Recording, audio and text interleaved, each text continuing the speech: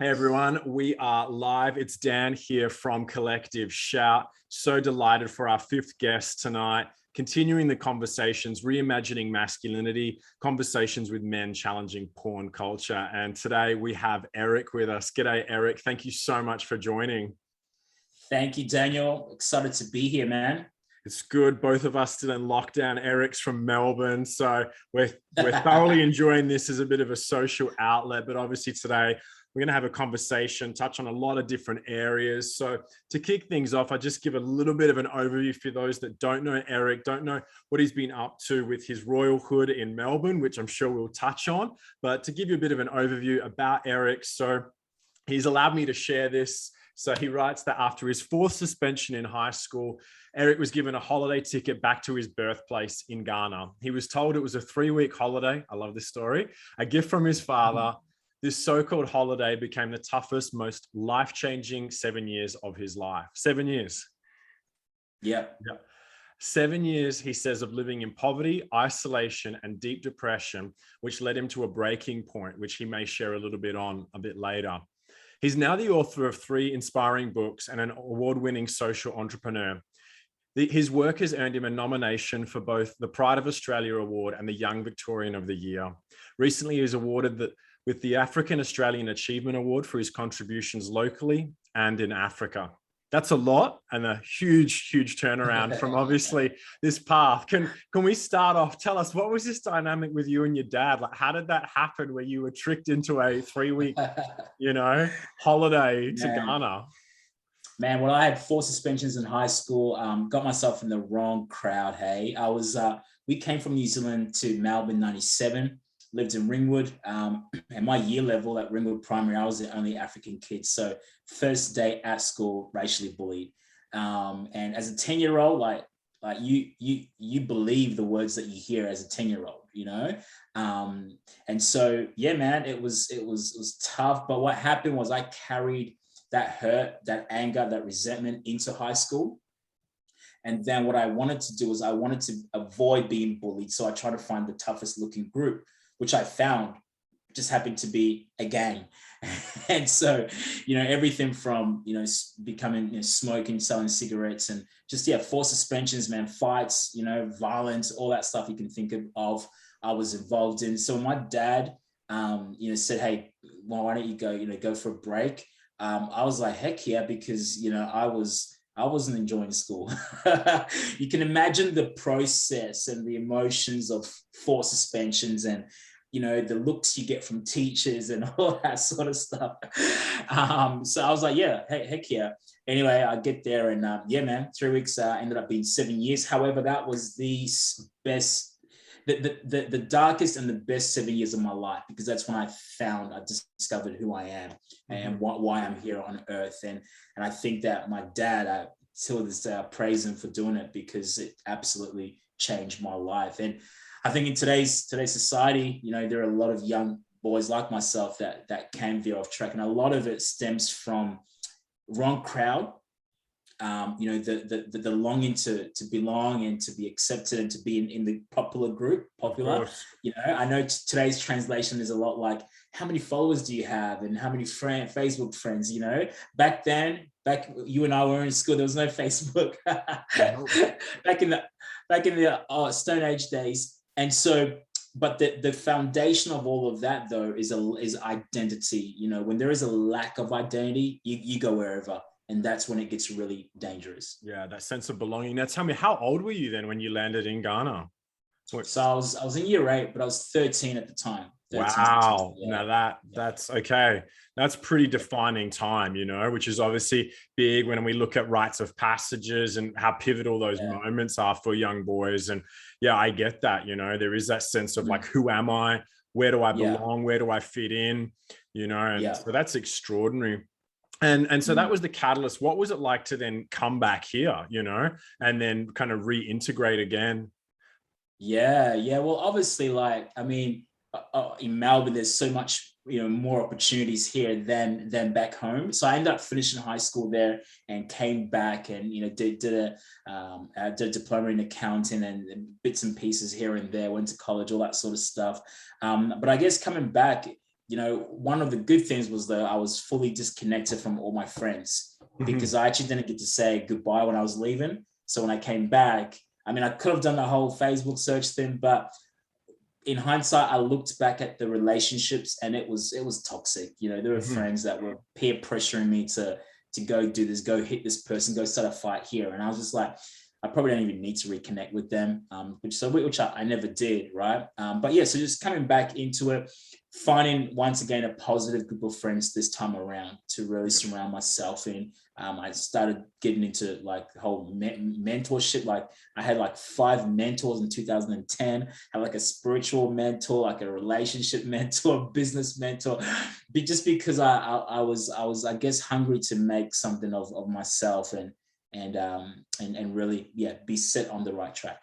Yeah, that's huge. And obviously such a difficulty is like young boys sometimes don't have that available to them. I know for me working in schools, and I'm sure you'll touch on this as well, is like quite often finding healthy male role models is tough for boys, and being able to connect them, whether it's with good male or female, you know, leaders or people of influence in their life, is just so important to be able to go down that passage. And I know for me, it wasn't until far too late in life. I'm grateful for those in my life now, but it was something I didn't have in my teens and my early 20s, you know, and it's something that I am so grateful for now and want to give that away. And it is such a gift to have for people, to connect them with other people that they can learn from.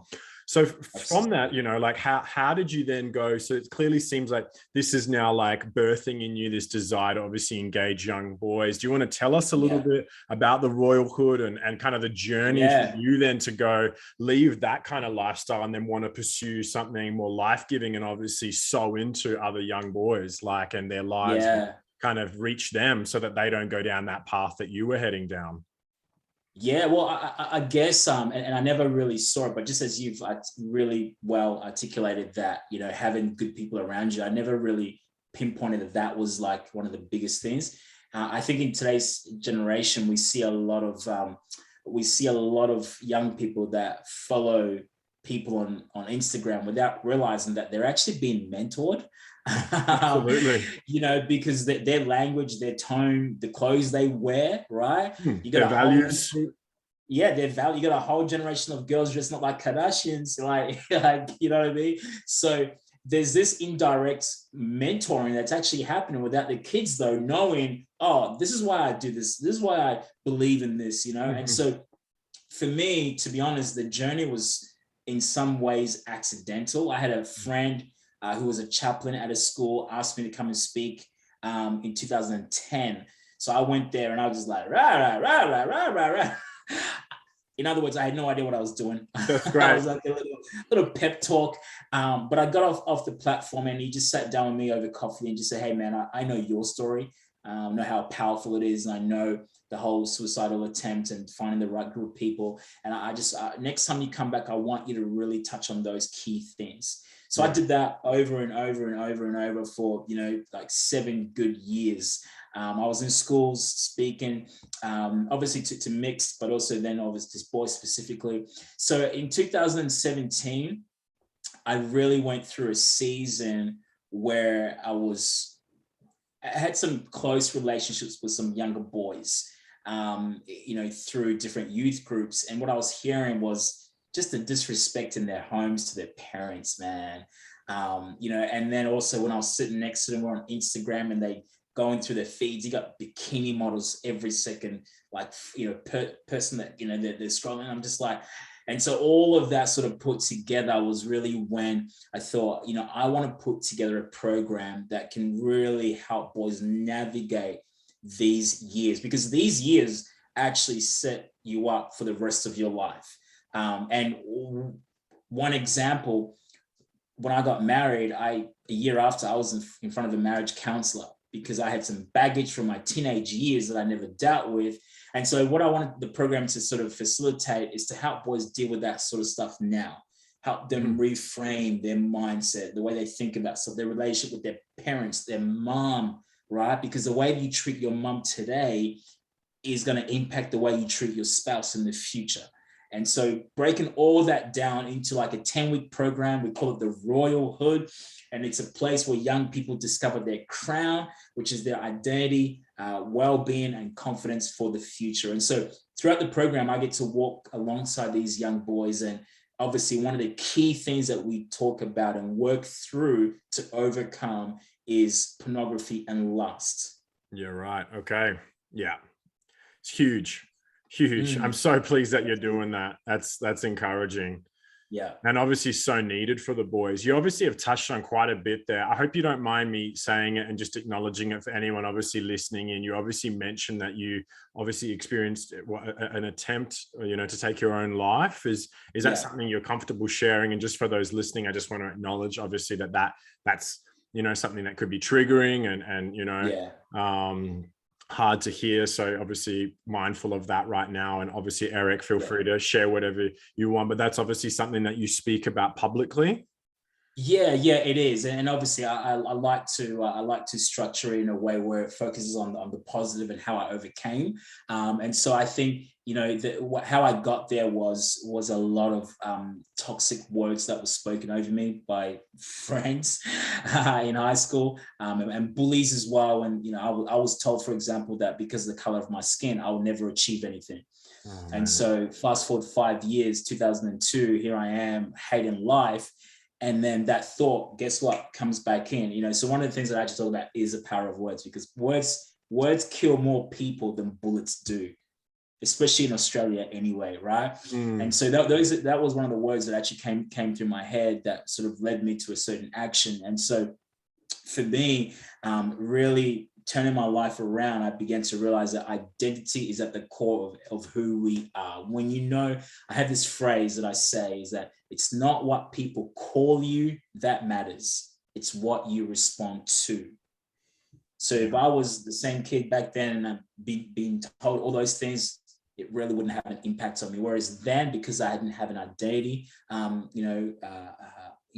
it basically took me by God. Of course, you're shaped by it. You're so influenced by it. That's right. Grounded, and it's interesting. I think you're just probably using slightly different language, because I like look at like guys with insecurities. I kind of say like that's what keeps me up at night, because a man who's insecure is likely to pursue certain things, whether it's drinking, drugs, sex, women, control, fighting to appease that part within him, and that for me is what worries me, is like, because if men don't heal that, if they're not grounded and secure in themselves, it means they have to get all this external to kind of numb that, to satisfy and appease that. So I get that, and I'm so glad doing that work younger, because I know for us, the push is to speak about issues of pornography and objectification, and how boys are treating girls, and how people understand themselves, and even younger and younger. And because, as you say,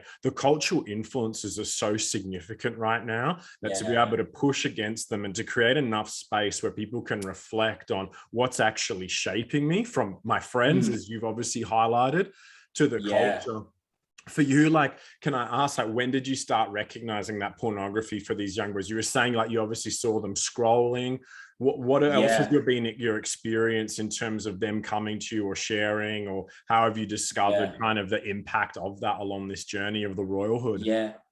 Well, I think first of all, my personal experience and struggle in high school, it was just like a thing that every boy did. We had magazines back then. And it's like, once again, being in the wrong group, that just gets passed around. Before you know it, it becomes a stronghold. And that's a word that I often use a lot, because, you look at some adults today and they're dealing with stuff that they could have dealt with in their teenage years. When you're trying to do something, it's easier at the start. The longer you hold it off for, the stronger that thing has a hold of you. Of course. And so it's so much harder. So for me, it started in my teenage years through my group in high school, passing around magazines and things like that. And without realizing, like, becomes an addiction, But here's what happens. That for me, I was like, wow, like, I cannot afford for this. It will actually cost a person their vision. Because here is me, like, when people ask me as a teenager, what do you want to be? What do you want to do? I'm like, I don't know. What's your vision? The reason why I kept saying, I don't know, is literally because my mind was filled with other images. You know what I mean? So and one of the reasons why I love this topic and I want to help as many, you and I want to help as many young people as possible, is because we're allowing these like filtered and edited and all these, fake images and all, we're allowing, without realizing, these images to rob us of our actual future and destiny. And that's massive, and so for me, in, being able to overcome that, I've wanted to sort of share with the kids practical ways. So in the program, like, we do practical stuff. So for example, there's one kid that struggled with it. And I'll often ask the question, tell me the sequence of like how you get led to that place. Because we got to identify the root, uproot it, throw that sucker out. You know what I mean? Yeah, absolutely. So he's like, well, I'm gaming. I game till probably 2 a.m. in the morning. And then, after the gaming, I just, my door's closed, blah, blah. And then I just look up stuff and then I just do whatever. I'm like, all right, cool. So we've got to change some things here. Gaming at 2 a.m., it's not going to help. And I was like, there's nothing really positive that happens after 12 midnight. For a guy. Yeah, absolutely. There's nothing. So let's bring that 2 a.m. back. Let's look at something like 9:30, 10. So let's work on time. Then the next thing as well, you've got your door closed, you've got that privacy, which we all love, right? However, if we're really going to defeat this thing, why don't we perhaps for a week or 2 or a month, however long it takes, depending on how bad you want to kill this thing, let's leave the door open. Let's leave the door open, because when the door is open, it's less likely that you're going to want to do anything. You know what I mean? Yeah. And so even that, like, practical thing of leaving the door open. Oh, and like, how do you access this stuff? Oh, I do it on my phone. Okay. So for about a 2-week period, let's try and go to bed at 9:30, 10. Let's leave our phone in the living room. Yeah.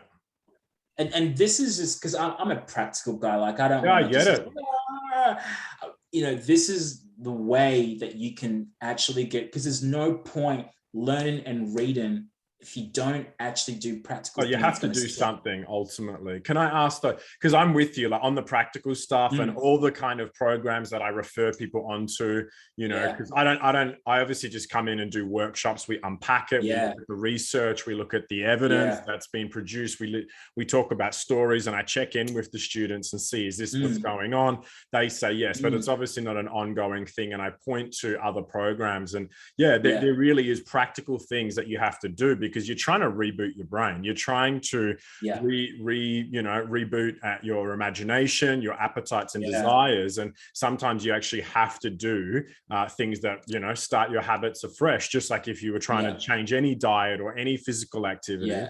Can I ask though, because my biggest thing is, before we get to the habits, is like, I always tell the boys, like, what's your why? Like, why do you want to quit? And some of them will say things like, oh, my missus wants me to. And I'm like, no, that's not enough. Like, that's not actually going to motivate you. And similar to, like, borrow your language of like vision, I actually say to them, but I said, this isn't necessarily my job, but this is what I think is helpful for you guys to consider, is like, what does your life look like if you leave this unaddressed? If you develop a porn addiction, what does this do to your mental, physical, emotional, spiritual, sexual health? What does that look like? And likewise, if you master this, like, what does that look like in 6 months time, 12 months time, if this isn't destroying you? Like, what does it give you access to? And it's extraordinary. The last guest that I just had on the podcast, he was a recovering porn addict, and he said, 6 months clean, it's extraordinary what that then opened up for him, and for him, it was like, I cannot believe, and he was giving hours of his life to this, what he now has access to in terms of his life, his family, his career, his health, his contribution to different communities. And I just think, like, can I ask then, for the young boys, like, how do you help them get their why for it, like, as to well, I think it's really similar to what you've just said. I know a kid who wanted to play in the AFL, and kid was so addicted that he would miss practice. Yeah. I know another kid that's been fired from his part-time job because he would spend hours on that. So that whole why, what does your life look like without it? Because you can't really progress your career if you keep getting fired, can you? You know what I mean? And so, but also having a secure job, there are benefits with that. You can raise a family. You can be, not have to be worried about the pressures of not having money, all that sort of stuff. And then all of that has a flow-on impact into our mental health. But I think also for me now, as a father of 2 young boys, what legacy do I want to leave for my kids? Yeah, great question. Such a great question. So I think for me, like, as I mentioned before about how it robs young people of their vision and passion for the future. I think, there's a saying that without vision, my people perish, right? People just go sideways. So it helps you. Without it, it helps you have vision. But also one of the greatest things is marriage. It makes marriage so much better when you've dealt with that beast, because now you can actually have, from experience, right? You can actually have the highest levels of real intimacy. And that marriage, the flow-on effect of that goes on to your children. And we know that society is as strong as our family units. So when a young person decides, what, I'm doing this for my future, my future family, what they're actually saying is, hey, I'm doing this to make the world a better place. You want to talk about, climate change and all those different things that we're working towards. Let's also talk about this, because this is going to really help the family unit thrive. Yeah, that's right. I mean, if men could master this, we would literally see a revolution in how we orchestrate society, given just not only the harms to themselves, relationships, women and girls everywhere, and those, harmed in the making of, pornography, which we won't touch on today, because I know in other conversations we've really made that point. I really do want to just continue to hear your thoughts on the ground, working with young boys, for you, obviously a huge question is like trying to cultivate healthy masculinity and for these young men to have an idea of what that looks like in the world, to be able to, take responsibility, but to be kind, to be generous, to be loving, but to be resilient. What's that like, engaging young boys? Like, where are they at when they think about things like masculinity? Can I ask from your experience? Well, some of them, I mean, if they understand the word, then, that they understand it just to be what they see around them, what they see around them. So when they watch a music video of a guy called the Baby, and he's singing a song about, he's got different girls and he has names for them, calls them a very nasty word. And, that's what they're being fed. And it's become normalized. That's the biggest thing that we're dealing with right now. And hip hop, right? And I'm saying this because this is my personal struggle as a teenager. It's just been amplified right now with our current generation. In the youth age group, the biggest genre influencer is hip hop. And 90% of hip hop, if you go to Billboard charts right now, 90%, I'm being conservative, it's actually like 95, 97, 90% of all the songs are songs that talk about sex and, adultery and, porn and gun violence and degrading women. That's what all the songs talk about. So for a lot of our young boys, and the sad thing is they're so innocent though.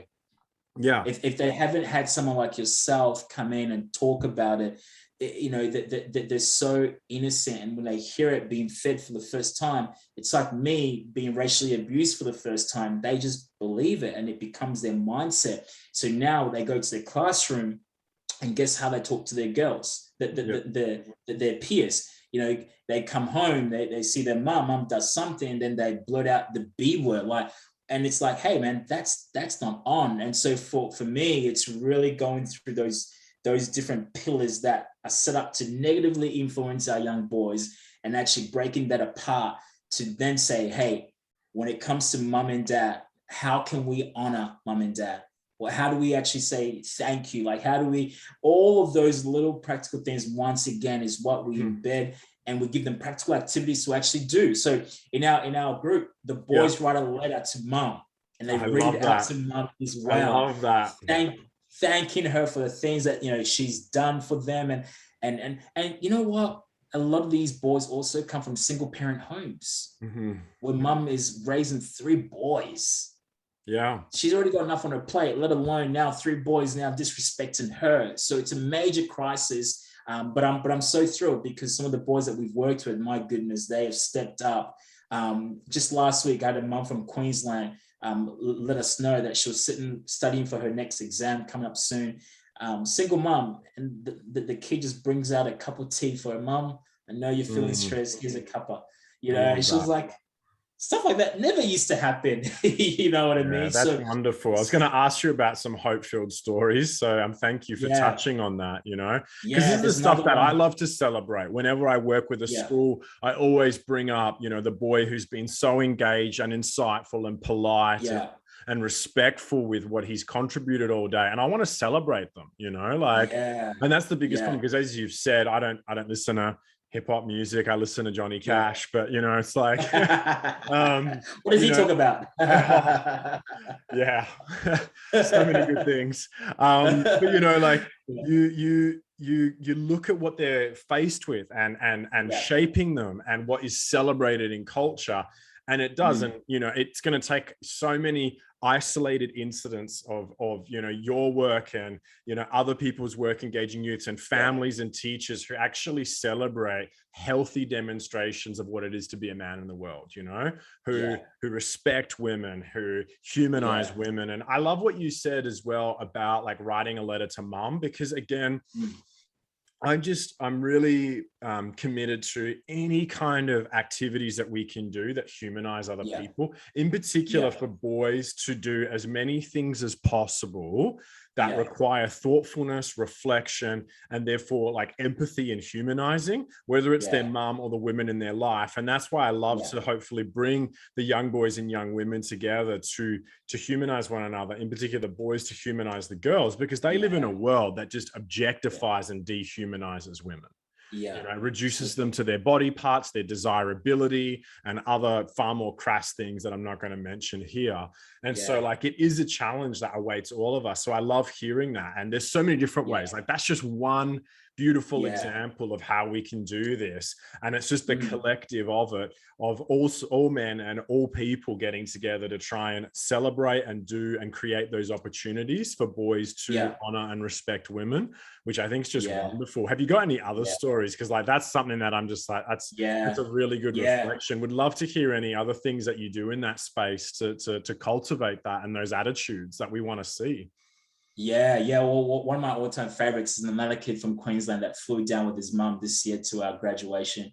And as he's giving his speech, he looks at his mum and, you know, tears start rolling.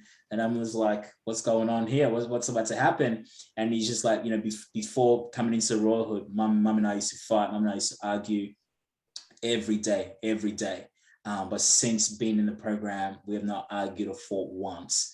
You know, and for me, like, just the joy of that, you know, because what I see is this young man respects and honoring his future spouse, you know, his future wife, and that for me is breaking so many things, like the domestic violence statistics and all of those things, you know. And once again, it's those small characters and small things that they can now also express in their school to their female peers, and it just becomes normalized now that, hey, we actually treat females with respect and honor. So that's definitely one. And then we've got others that are to do with siblings as well in the homes. You know, we know there's a lot of can be a lot of arguments and fights, physical fights with that. So we've really seen a transformation there as well. And so it just comes back to a whole holistic view of how you treat people, starting from your home, and then it goes outward, you know? Yeah, I love that. I think that's just so wonderful. And we need to hear those stories, you know, like I'm always deeply moved when I see young boys demonstrate publicly that kind of, you know, Yeah, affection and care and kindness and wanna yeah. rise above. Because for me, that's courage. Like conforming to what Mhm. everyone else is doing, you know, all the Yeah, troublemaking, like that requires no courage whatsoever. But yeah, to break the mold, to step up and to yeah, stand for something so much yeah. better. I just admire that so much, and I love that you're creating that work and that Yeah. opportunities for young boys. How many young boys have come through the program? So in 2.5 years, we've had 48 families come through. Yeah, 48 That's families come through, wonderful. and we've And currently started a new one as well. yeah, So we've got 12 in our current one that's happening right so I now. love that it's holistic as well. And in terms of like, do the dads get involved? You know, as a way Yeah, of obviously modeling this behavior and these attitudes to the boys. yeah. So parents are heavily involved. We even have their own like sessions where we invite other key people, Mhm. sort of professionals in that space as well, parenting space. So one of the things that we do is we talk heavily about is their language towards their kids. Unfortunately, so many of us, that's all we know is negative words, is saying words like, hey, don't do this, that's stupid. A lot of these kids take these words on as part of their identity. So we really do a lot of work with that. And then there's also another bit of work that we do with the blessing night. So it's like the rite of passage ceremony night when they graduate, where the Okay. parents actually affirm the kids. So we walk them through like a week-long process, the parents, where we basically share with them the importance, the value, and also how to actually construct some affirmations as well. Mhm. And I mean, it would blow your mind, but for some of these families, this is the first time mom or dad, or mom and dad, are getting up to like put their hand on their kid and just affirm them in front of others. Wow. I'd And love to see that. yeah, I mean, well, we've got some videos on YouTube of it, and for so many young people, that means so much to them. It's a moment they remember for a Yeah. long time, which is why we call it, the blessing night. And so that's the part that the parents play as well. Yeah, Yeah, fantastic. Because yeah, I think that is huge. And I sometimes, I'm kind of sensitive to it because I think I was that kid looking for affirmation, just looking for mm. that pat on the back, Mm. that sense of guidance, that sense of Yeah, safety and security. And I guess, yeah, yeah, like I look at that and I see that when I'm in schools with young boys, I kind of yeah, feel their insecurities. I feel their yeah, want to be validated, but they're almost scared, they're scared to put yeah, themselves out. They're scared to, yeah, do anything except yeah, conform. And so, yeah, I'm very sensitive to that dynamic. And obviously, how do we obviously speak into that and encourage them and, yeah, get them to aspire for more for their lives? Um, can, absolutely. can I ask, and perhaps we, like just in closing, think about, if you had your chance again to go back to younger Eric, like what would you say to him, on all these issues? In particular, obviously, porn and views and respect towards women. I'd love to know. Yeah, yeah. I would probably say that the greatest work you will ever do will be in the four walls of your home, and to those people within that four walls. So spouse and your kids. Hmm.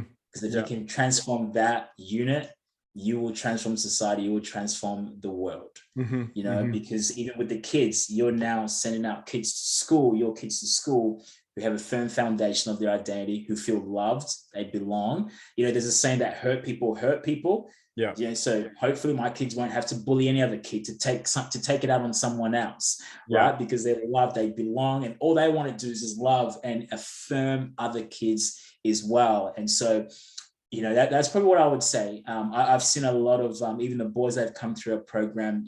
Dad has left, dad's divorced mom because dad had an affair. All of that stems from porn. Part of it, most of it, stems from having that desire, that urge, and letting it run crazy, that you go outside of the marriage and then it breaks up and all of that sort of stuff. And so for me, I'm really conscious that my as a young person coming up, I want to be the best husband for my wife, but then the best father for my kids. And out of that, the four walls of my home, man, miracles will happen.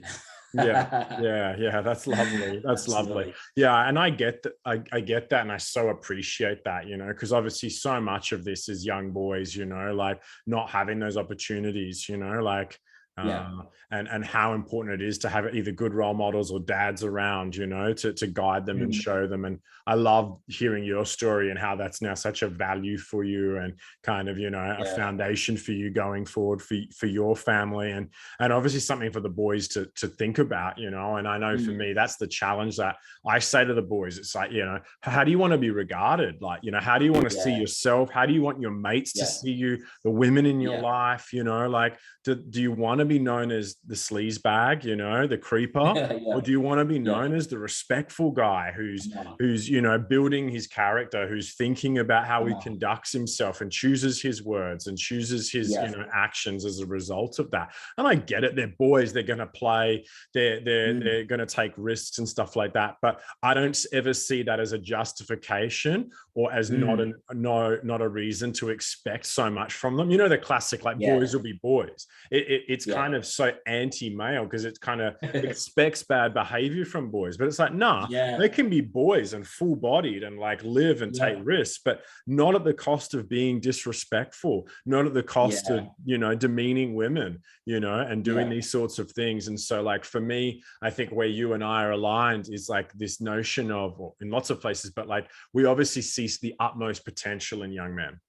And that's what we're trying to champion. That's what we're trying to celebrate. And we do this work not because we think they're terrible, but because we actually want to see them become all they can be, to embody so much that is right about being a young man in the world, about being healthy and respectful. And so I just love that. And I'm just so grateful. And as we wrap up, I just want to take this moment to thank you for, sharing your story, sharing your hope, sharing your vision for what you're up to. And obviously this initiative. And I just love that you're just one family at a time, just transforming, and I love that you're saying it starts with yours. It starts with your own home, with your own, with your own kids. And I just want to say, Eric, like, thank you for that. That inspires me, like in terms of how I want to live my life and think about what it would be like to one day to raise kids and to think about what that looks like. So thank you so much. And would love to have you back on another time. Obviously, when the borders open, hopefully get to Melbourne. We'd love to host you here or host you there and connect, Melinda, awesome. You and I, whenever we can make that happen, it would just be so wonderful. So hopefully, early next year sometime, let's get our hopes up a little bit. Fingers maybe. Crossed. Fingers crossed. And I want to thank you as well, man. I want to thank you for being in this space as well and making such an impact with the work that you do. And it's an honor. It's an honor to have another brother, man, another brother in the mix. It's an honor. But I also want to say this to perhaps anyone that's watching or listening as well, that maybe you find yourself, in a place where you don't really like it. You find your place maybe in a place of addiction. My life is living witness that you can come out of whatever situation that you are in.